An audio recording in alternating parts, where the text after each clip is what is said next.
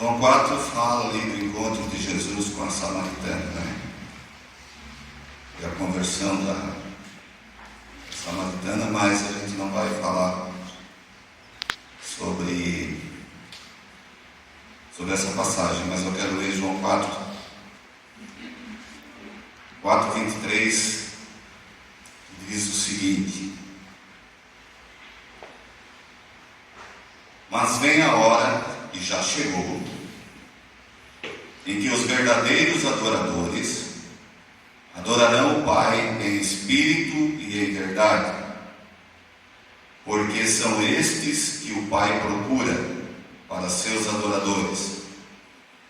Deus é espírito, e importa que os seus adoradores o adorem em espírito e em verdade. Amém?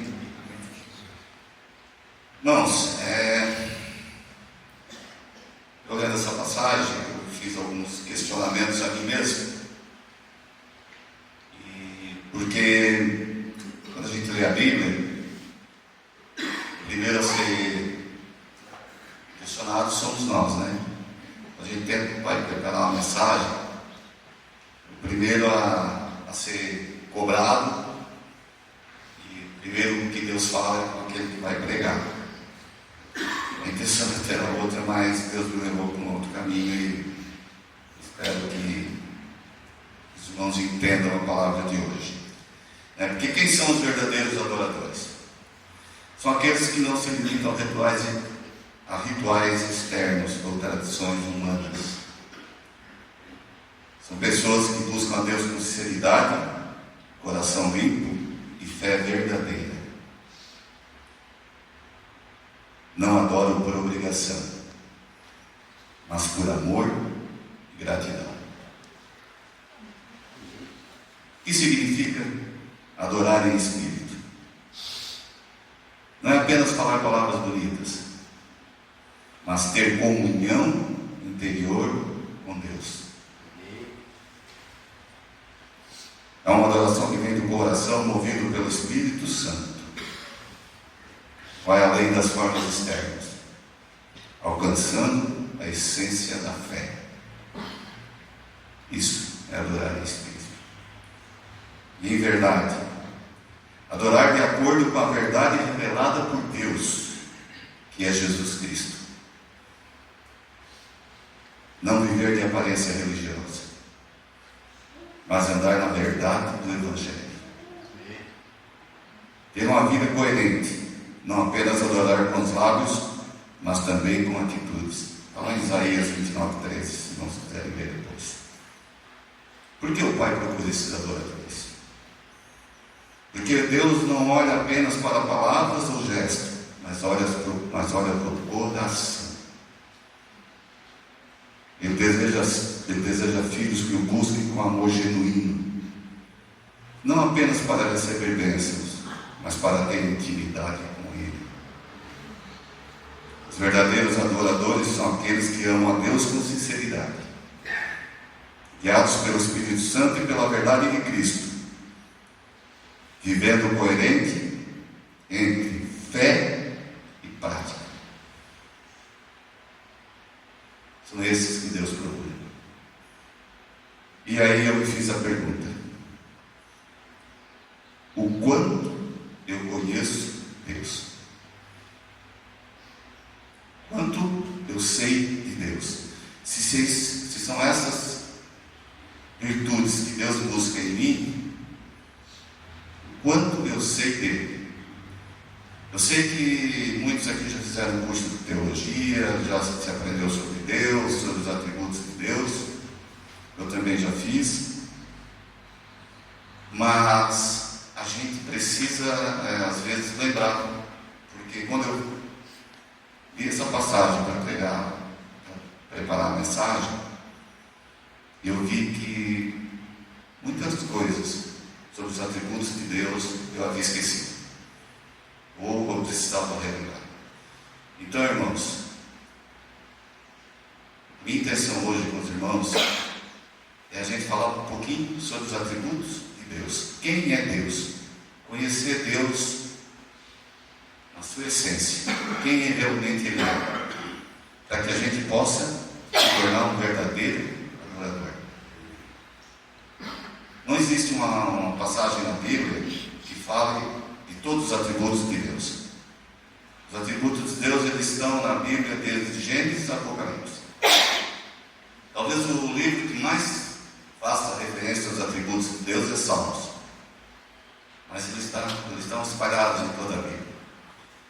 E aí eu coloquei assim, somente podemos conhecê-los à medida que ele entra em contato conosco, com o homem, e se revela.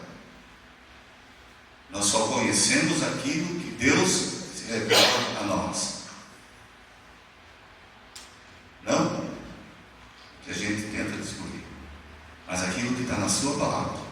E tudo que está revelado na sua palavra, Ele deixou para nós. E é ali que nós vamos conhecê-lo de forma mais profunda. E talvez alguém que conheceu bastante, teve bastante intimidade com Deus, foi Jó, né? Porque Jó fala muito de Deus. Jó, a gente percebe no livro de Jó que ele tem um conhecimento bem profundo sobre Deus. Porque Jó perdeu tudo que tinha. E Satanás foi lá e disse para Deus que Jó só servia a Deus porque tinha muita riqueza. E Deus disse, então tira tudo dele, só não tira a vida. E assim aconteceu. E Jó não abandonou a Deus. Porque ele era um homem temente a Deus e tinha intimidade com Deus. Satanás tirou tudo. Depois a gente vai ver que Deus retribui tudo em dobro. Camelos, cabras, cabritos, enfim, toda a riqueza de Jó, Deus retribui em dobro. Só que Jó tinha 3 filhas e 7 filhos homens. Tinha 10 filhos. Mas Deus não retribui 20 filhos. Deus dá novamente 3 filhas e 7 filhos. E aí nós aprendemos, irmãos, que o ser humano é único.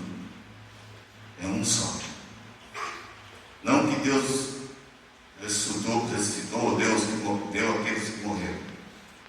São novos filhos. Mas Deus não deu o dobro. Porque nós somos únicos. Então Ele deu 7. 10, aliás.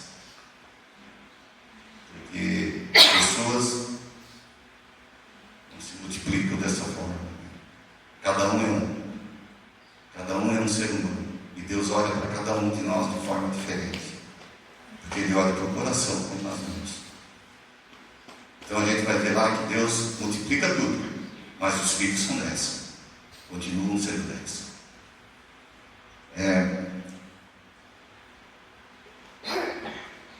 E Jó escreveu Zofar, né? Quando questiona Jó, está lá no livro de Jó, em 11, do 7 ao 9, assim, ó. Porventura alcançarás os caminhos de Deus, ou chegarás à perfeição do Todo-Poderoso? Como as alturas dos céus é a sua sabedoria. Que poderás tu fazer? É mais profunda do que o inferno. Que poderás tu saber? Como nós, diante dessa palavra, como nós podemos alcançar a verdade, né? Como realmente Deus é. Quem tentou ser igual a Deus foi expulso do céu. E a gente sabe quem é. Que é o inimigo das nossas almas. Que é Satanás. Ele tentou ser igual a Deus. Ele tentou ser Deus. Porque ele vivia com Deus. Ele conhecia Deus. Ele estava junto com Deus. No céu. Ele era um anjo de luz. Mas Deus, quando ele se rebela contra Deus, Deus o expulsa dos céus. E hoje ele é o inimigo das nossas almas. Então Deus, ele se revela a nós, a sua medida, aquilo que nós precisamos. Nada mais, nada menos. Podemos conhecê-lo pelas suas obras da natureza, revelação através da sua palavra, Nosso conhecimento de Deus não é intuitivo nem natural, mas comunicado por Ele mesmo, através dos meios que soberanamente escolheu. Todo o conhecimento de Deus para nós é transmitido dele para nós, através dos meios que soberanamente Ele escolheu. E hoje o meio que nós temos para conhecer a Deus é a sua palavra. É a sua palavra. Ele vai se manifestar na nossa vida através da sua palavra e do que Ele dá, da palavra dele que Ele deixou para nós. Então, conheçamos e continuamos a conhecer a Deus. Então vamos falar um pouquinho sobre os atributos de Deus, irmãos. O homem, ele não consegue extrair de Deus o conhecimento como ele faz com outro objeto qualquer. Por exemplo, a criança. Aqui muita gente tem neto, filhos pequenos. Você dá um carrinho para a criança, para o menino. Quando você vê, ele está desmontando o carrinho para ver como é que é por dentro. Ele quer conhecer. Se você der uma boneca para a menina, é capaz dela arrancar o bracinho, arrancar a cabeça, para saber o que tem lá dentro.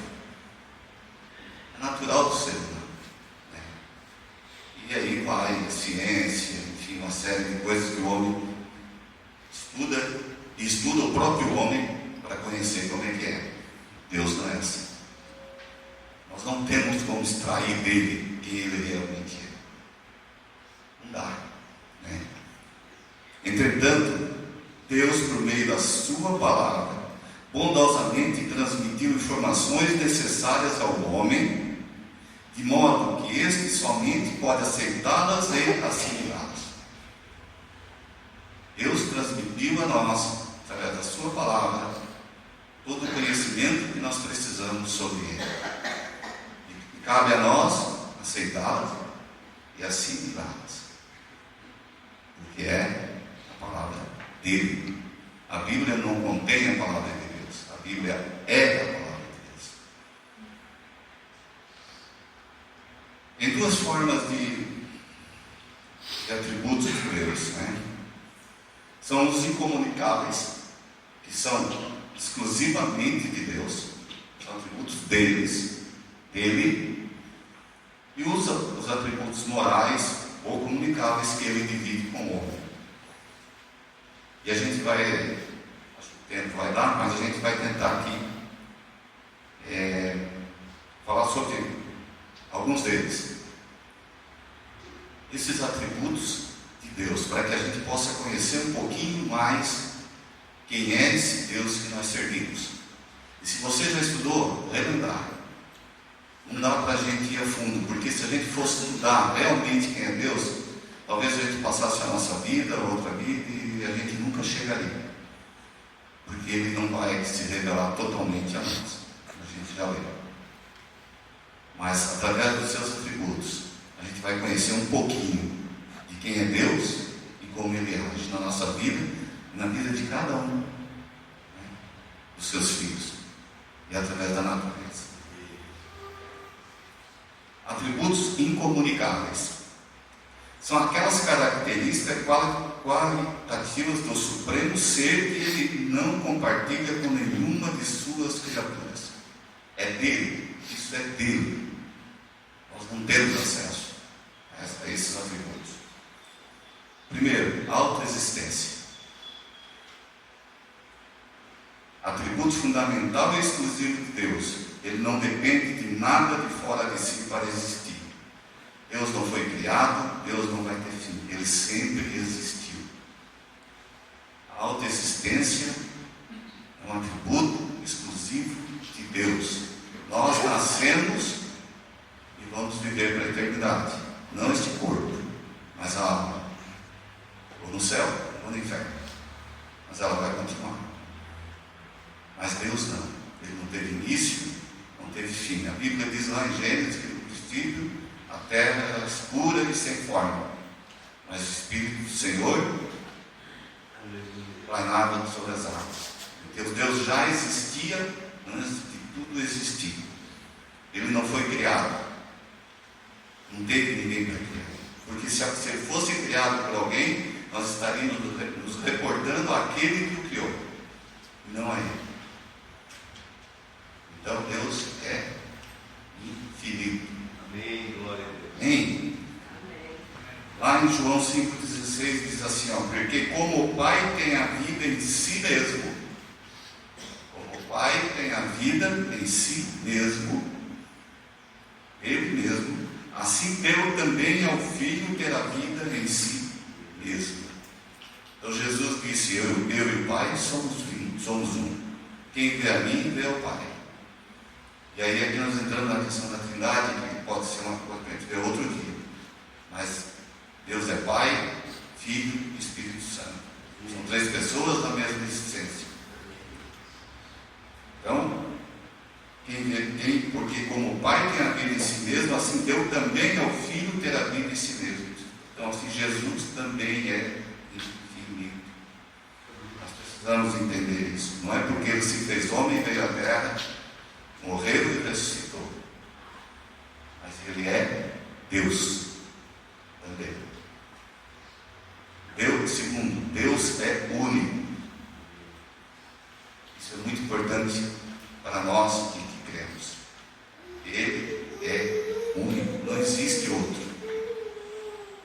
Não existe outro que tenha os atributos que Ele tem. Deus é único, não existe ninguém igual a Ele ou fora dele. Deuteronômio 6,4 diz assim: ouve Israel, o Senhor nosso Deus é o único Senhor. Aqui Moisés está escrevendo para o povo de Israel, mas serve para nós hoje. É como se nós dissessemos aqui, ó, ouve a igreja de Cristo, o Senhor é o nosso único Senhor, é o nosso único Deus. Não há outro além dele, não há outro acima dele, não há outro fora dele, não há outro que mereça o nosso louvor e a nossa adoração. Não há outro a quem devemos buscar nas horas das nossas necessidades, nos nossos desertos e na hora da alegria também. Porque eu digo sempre que o momento mais fácil de nos afastarmos de Deus é quando está tudo bem na nossa vida e nós estamos no momento de alegria. Às vezes a gente acaba esquecendo que Deus está ali e faz parte. E nós nos aproximamos muito mais de Deus no deserto. Então nunca esquecendo, Ele é único. E deve sempre ser o único em nossa vida. O único que merece o nosso louvor e que busca verdadeiros adoradores. Amém? Amém, Jesus. 3. Imutabilidade. Deus não muda. Ele é sempre o mesmo. A imutabilidade de Deus é a perfeição pela qual não há mudança em seu ser, em seus planos e propósitos, em seu discurso, em suas palavras. Tudo passa, mas a sua palavra jamais passará. As promessas de Deus, queridos, podem demorar, mas elas vão se cumprir. Quando eu digo que podem demorar, porque é no tempo dele, quando ele quer, quando ele acha que é necessário. Ele não muda. Tudo que ele prometeu, ele é fiel para cumprir. Então, a imutabilidade de Deus, ele é o mesmo sempre. Não há variação no seu ser. Ele zela pela sua palavra. Meu avô dizia que a palavra dele valia o fio do bigode dele. Isso antigamente ele usava. Mas se meu avô morresse, a palavra dele teria perdido sentido. Mas como Deus não morre e não muda, a palavra dele é sempre, será sempre cumprida. Amém. 4. A eternidade. A forma utilizada pela Bíblia para descrever a eternidade de Deus ultrapassa a nossa capacidade de conhecimento. E é uma grande verdade, irmãos.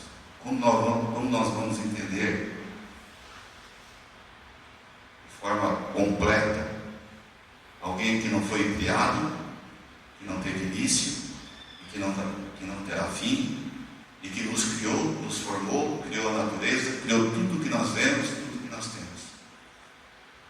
Isso extrapola o conhecimento humano, isso extrapola a nossa capacidade de entender. Basta apenas assimilar o que eu disse no início. Basta apenas assimilar a sua palavra. E lá em Salmos 92 diz assim, antes que os montes nascessem, ou que tu formasse a terra e o mundo, mesmo de eternidade a eternidade, tu és Deus. Antes que os montes nascessem, antes que a terra fosse formada, antes que tudo fosse formado, ele já era Deus. E será Deus sempre. Jamais deixará de ser. E nós precisamos entender isso. O Deus que nós buscamos hoje não é diferente do Deus que nós buscamos no passado ou que nós vamos buscar no futuro. O Deus que está aqui hoje é o mesmo Deus que esteve no deserto com o povo hebreu, é o mesmo Deus que esteve lá no cativeiro do Egito, é o mesmo Deus de Abraão, de Isaac e de Jacó. É o Deus de eternidade a eternidade.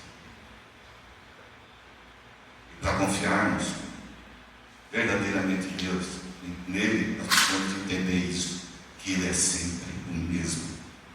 Ele não muda e Ele vive de eternidade em eternidade. 5. Onipresença. Outro atributo de Deus. Esse atributo denota a imensidade de Deus em todo o universo. Ele está presente em todos os lugares ao mesmo tempo. Deus que está aqui, está lá numa outra igreja que está também realizando culto, realizando estudo. Ele está em todos os lugares. Ele não é exclusividade nossa, não é exclusividade de ninguém. Ele é exclusividade daquele que o adora em espírito e em verdade. Amém. Então ele está presente em todos os lugares e na vida de todo aquele que o busca verdadeiramente. Esse é o Deus que nós queremos. Esse é o Deus que nós servimos. Ele está aqui. Isso nos dá mais responsabilidade daquilo que falamos. Porque Ele está aqui. Amém. Está presente no nosso meio. Glória a Deus.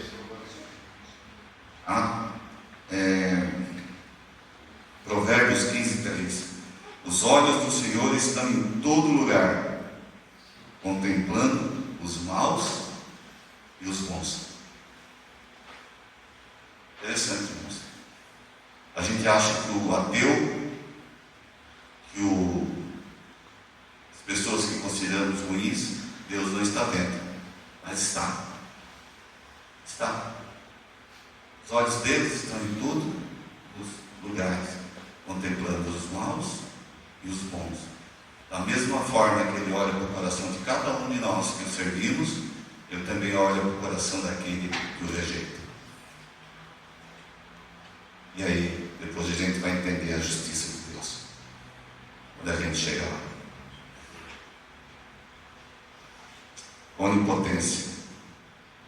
Onisciência, desculpa vocês. Deus tem conhecimento de tudo. Por meio deste atributo, Deus torna evidente sua infinita sabedoria. Todavia, ninguém pode sondar. Através da sua onisciência, Ele sabe de tudo. Ele conhece tudo. Ele sabe o que se passa na vida de cada um de nós. E sabe o futuro de cada um de nós. Salmo 139, se não me engano, já diz que antes que nós nascêssemos, Ele já tinha escrito a nossa história. Nossa história já estava escrita. Então, se Ele conhece a nossa vida, conhece o nosso futuro, e se nós estamos aqui é porque Ele quer. Então, prossigamos nessa caminhada na presença dEle. Não tiramos o foco da cruz, porque não há salvação sem cruz. E Ele nos quer aqui, porque foi Ele que nos trouxe até aqui. Deus não quer que ninguém se perca, mas que todos tenham vida e vida eterna, e vida em abundância. Então, dentro da sua onisciência, Ele conhece a vida de cada um de nós e o nosso amanhã. Então vamos fazer, depende de nós, fazer o nosso amanhã conforme a vontade de Deus. Mesmo que a gente não consiga ler o que Ele escreveu sobre nós, mas a palavra de Deus diz como nós devemos nos comportar para fazer a sua vontade. Então buscamos na palavra de Deus o aprendizado para o dia de amanhã. Amém, irmãos? O 7, onipotência. Esse atributo significa que seu poder é ilimitado. Ninguém pode conter Deus. Nada pode conter Deus. Se a gente for pegar na história de Israel, que está em todo o Velho Testamento, todo o Antigo Testamento, a gente vai ver o agir de Deus para defender o povo de Israel. Deus lutou de forma verdadeira pelo povo e defendeu o povo. Ele pode fazer qualquer coisa que esteja em harmonia com a sua natureza sábia, justa e santa. Então, Ele pode fazer qualquer coisa que esteja dentro dos seus atributos, que esteja dentro do seu conceito do que é justiça, do que é amor, do que é ser único, ser autoexistente.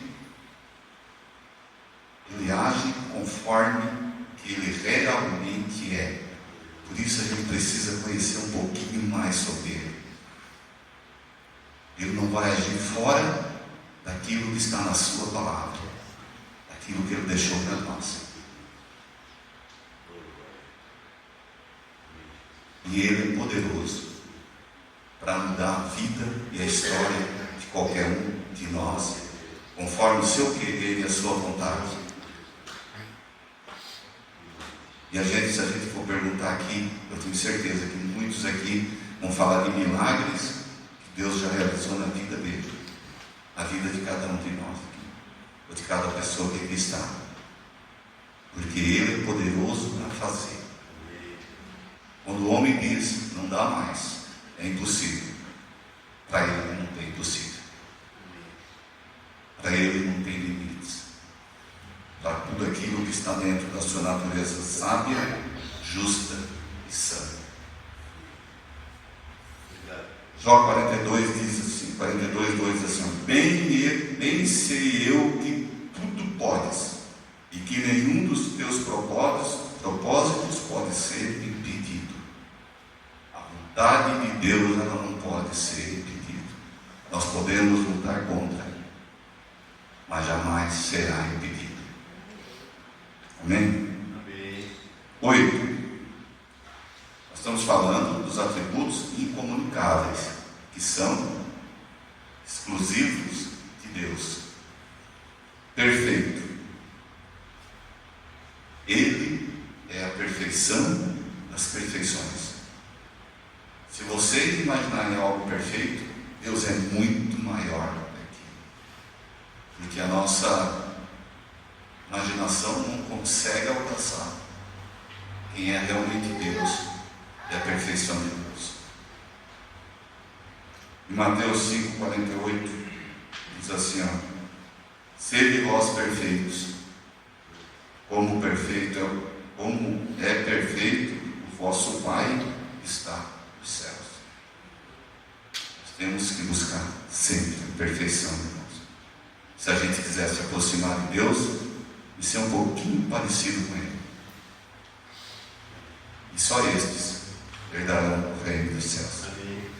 Amém? E agora, irmãos,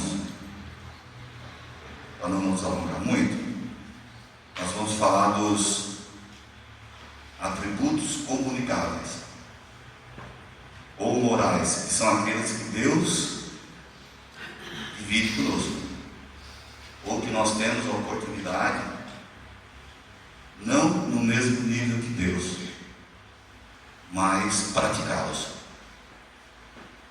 Porque atingir o nível de Deus é impossível. É através dos atributos comunicáveis que Deus se manifesta como ser moral, consciente, inteligente e livre, como ser pessoal no mais alto sentido da palavra. São atributos que têm similaridade com o ser humano, principalmente os morais. Evidente que em grau infinitamente superior aos humanos. Primeiro, sabedoria. O homem tem sabedoria? Pode? Tem. Né? Suas decisões são perfeitas. Ele é infinitamente sábio e sua sabedoria em algum grau compartilhada aos homens, mas nunca plenamente. Deus nunca vai dar ao homem toda a sabedoria que ele tem, porque senão vai ocorrer o que ocorreu lá no passado. Alguém vai se rebelar contra ele, vai achar que é igual a ele. Lá em Tiago 5 diz assim: ó, se algum de vós tem falta de sabedoria, peça a Deus que a todos dá liberalmente, ou não lança em rosto, e ser-lhe-á dado. Deus dá sabedoria ao homem. Nós temos a sabedoria que o homem tem de criar, de inventar, de transformar, de criar novas coisas. Ela é dada por Deus. E a sabedoria também é um atributo de Deus. Então, por isso, é um dos atributos que é compartilhado conosco. Mas jamais nós chegaremos ao nível do Senhor. Jamais. Nós temos nossas limitações. Nós temos até onde chegar. Hoje está aí uma série de inteligências artificiais. Eu não sei onde o homem vai parar com isso. Mas jamais chegará ao nível de Deus. E se Ele quiser, não está lá de dentro termina com tudo isso. Amém, irmãos? 2. Santidade. A santidade de Deus proporciona um padrão a ser imitado. Ser santo significa ser separado. Somos santos, nós somos separados para Deus. Lá em 1 Pedro 15:16 diz assim: ó, mas como é santo aquele que vos chamou, sede vós também santos em toda a vossa maneira de viver. Sede vós também santos. Nós somos humanos, pecamos, erramos, mas Deus não rejeita um coração contrito, um coração arrependido. Então, buscai a santidade, buscai ser imitadores, como Paulo disse: sede meus imitadores, como eu sou imitador de Cristo. Quando nós imitamos Cristo, nós caminhamos para sermos cada vez mais santos. Porque a palavra de Deus diz que sem santidade é impossível agradar a Deus. Santidade é um atributo de Deus, mas ela é compartilhada conosco. Nós temos essa capacidade de buscar a santidade para sermos parecidos com Ele. Amém, irmãos? A gente não atrasar muito. 3. Amor. Amor é um atributo de Deus. é amor. Deus é amor. E o homem ama. Não é? O homem ama. O amor é o atributo em que nós mais nos aproximamos de Deus. Ele enviou seu Filho por nós, morreu na cruz por nós. Por amor à sua criação, Ele tem nos perdoado. Por seu amor, Ele não permite que sejamos consumidos e nos livra das mãos do inimigo. Deus é a essência do que é amor.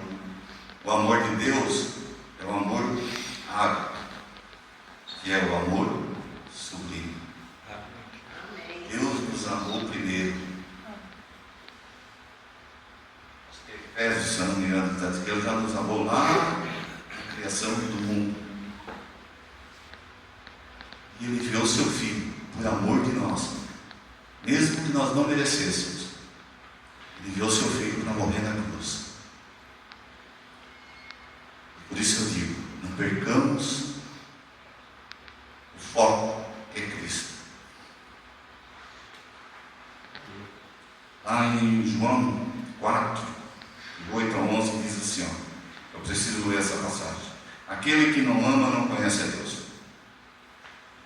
Aquele que não ama não conhece a Deus. Porque Deus é amor. Se não existe amor no seu coração, você não conhece a Deus. Nisto se manifestou o amor de Deus para conosco. Que Deus enviou seu Filho unigênito ao mundo para que por ele vivamos. Nisto está o amor, não em que nós tenhamos amado a Deus, mas em que Ele nos amou e nos amou a nós, e enviou seu Filho para a propiciação dos nossos pecados. Amado, se assim Deus nos amou, também nós devemos amar uns aos outros. Se você não ama o seu próximo, se você não ama o seu irmão, você não conhece Deus. Você não conhece o amor de Deus.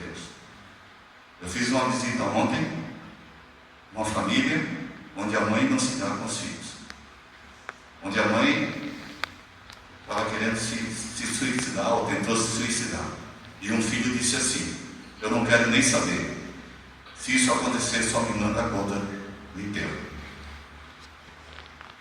Então naquela família ninguém conhece a Deus. E se dentro da própria família não existe amor, como vai amar o próximo? Como vai amar aquele que não é sangue do seu sangue? Quem não ama, não conhece a Deus. Quem não perdoa, não conhece a Deus. Quem não tem compaixão pelo próximo, não conhece a Deus. Quem não se solidariza com o órfão e com a viúva, não conhece a Deus.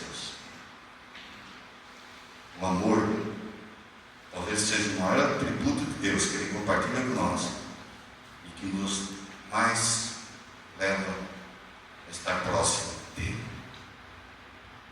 Porque o amor move todas as montanhas de intriga, de maldade, de tudo de ruim que existe. O amor traz a paz. O amor de Cristo por nós nos trouxe a paz. Não a paz do mundo, mas só a paz que Cristo pode nos dar. Quem não ama, não conhece a Deus. Justiça, 4. Quando aplicada a Deus, tem o significado de retidão, sendo que as características de Deus se tornam um padrão definitivo da conduta humana, um padrão do que é correto. Por isso é necessário que Deus puna o pecado. Nós falamos antes que Deus é amor, mas Deus é justiça. Porque o pecado não merece recompensa. Ou você se arrepende dos seus pecados, você será punido por Deus. Se não aqui, mas na eternidade. Porque o pecado não merece recompensa. É errado e merece punição. O pecado é o que nos afasta de Deus. E tudo aquilo que te afasta de Deus é pecado. Se Ele é amor, como a gente viu antes, mas Ele é justiça. E nós precisamos praticar a justiça. Nós precisamos ser justos com os que estão próximos conosco. Nós não precisamos passar a perna em ninguém. Nós não precisamos levar vantagem sobre ninguém.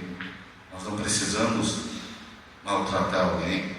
Nós não precisamos querer ser melhor ou maior que alguém.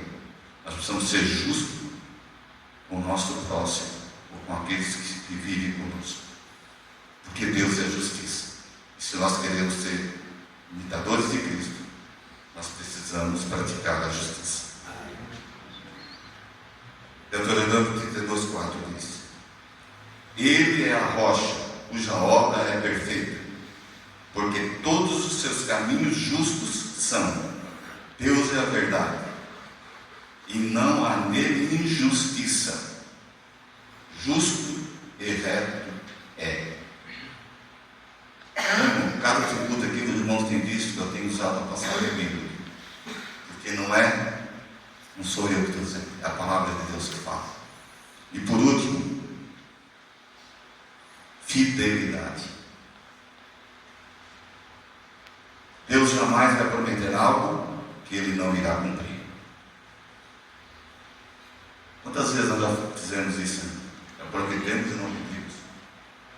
Eu vou fazer isso, vou fazer aquilo, né, mas Deus não. Ele é fiel e confiável em sua palavra.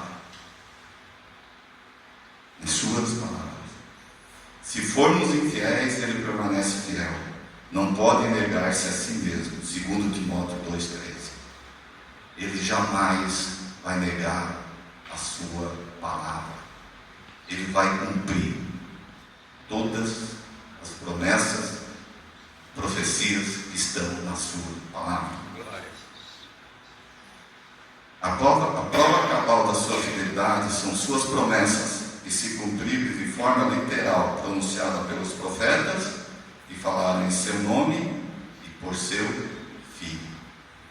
Então, tudo que Deus falou através dos profetas já se cumpriram, estão se cumprindo, ou irão se cumprir. E tudo aquilo que Cristo falou também já se cumpriram, vão se cumprir, estão se cumprindo ou vão se cumprir. Porque Deus é fiel para manter a sua palavra. E para encerrar, irmãos, eu queria ler com os irmãos lá em Atos 17, 24 ao 27, rapidinho, já estou terminando. Eu acho que junta tudo o que nós falamos. Atos 17, 24 ao 27, que diz assim: O Deus que fez o mundo e tudo o que nele existe, sendo Ele Senhor do céu e da terra, não habita em santuários feitos por mãos humanas, nem é servido por mãos humanas como se de alguma coisa precisasse, pois Ele mesmo quem a todos dá vida, respiração e tudo mais. De um só fez toda a raça humana para habitar sobre toda a face da terra, havendo fixado os tempos previamente estabelecidos, os limites da sua habitação, para buscarem a Deus, se porventura tateando, possam achar bem que não está longe de cada um de nós, mesmo com as nossas dificuldades, mesmo com as nossas fraquezas, mesmo com os nossos pecados, nós podemos encontrar Deus, porque Ele não está longe de nós. Amém, irmãos? Amém. Deus é fiel para cumprir tudo aquilo que prometeu. Essa era a palavra que eu queria deixar para os irmãos. E lá, eu não posso deixar de ler, Deuteronômio 29 diz assim: as coisas encobertas pertencem ao Senhor. Então aquilo que Deus não revelou na sua palavra pertence a Ele. E talvez a gente só vai entender lá na eternidade. Não tente buscar, não tente, porque Ele vai revelar a medida da necessidade de cada um. Talvez a revelação para um não é a mesma revelação para outro, mas Ele vai revelar a medida da capacidade que nós temos de entender de cada um de nós. Amém. Porém, as reveladas nos pertencem a nós e aos nossos filhos para sempre, para que cumpramos todas as palavras desta lei, ou seja, todas as palavras que estão na Bíblia. As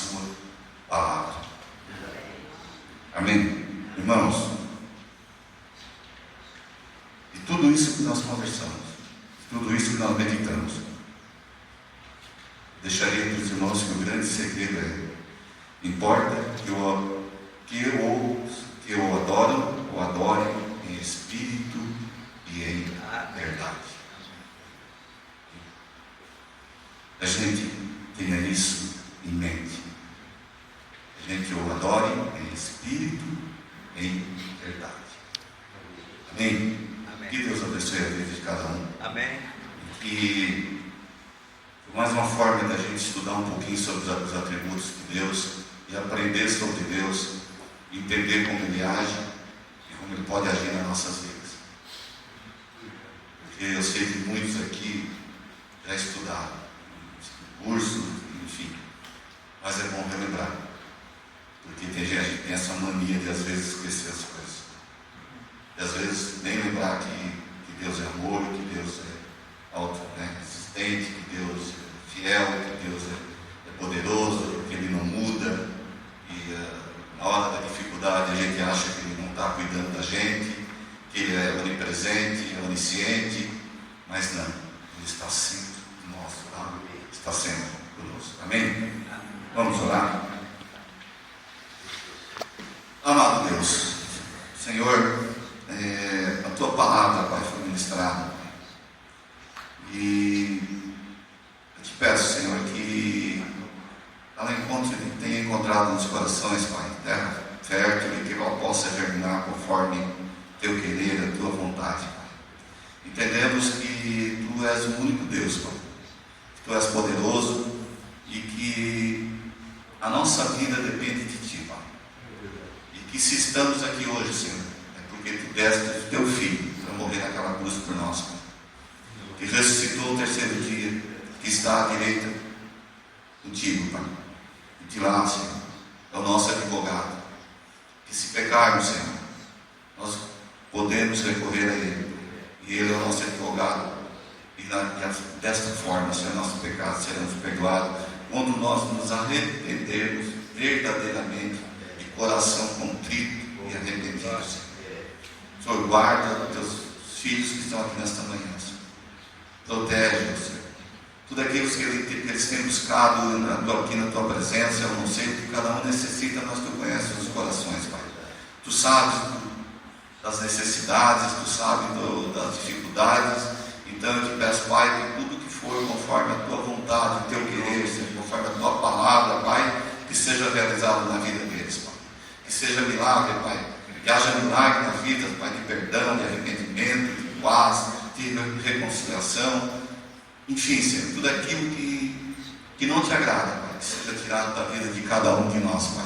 Porque nós todos estamos sujeitos a pecar, a errar, mas sabemos que se Te buscarmos verdadeiramente, Pai, e Te adorarmos em espírito e em verdade, Pai, Tu estarás sempre conosco, Senhor. E nós estaremos sempre na Tua presença, que é o que importa, porque um dia sabemos que estaremos na eternidade contigo, Senhor.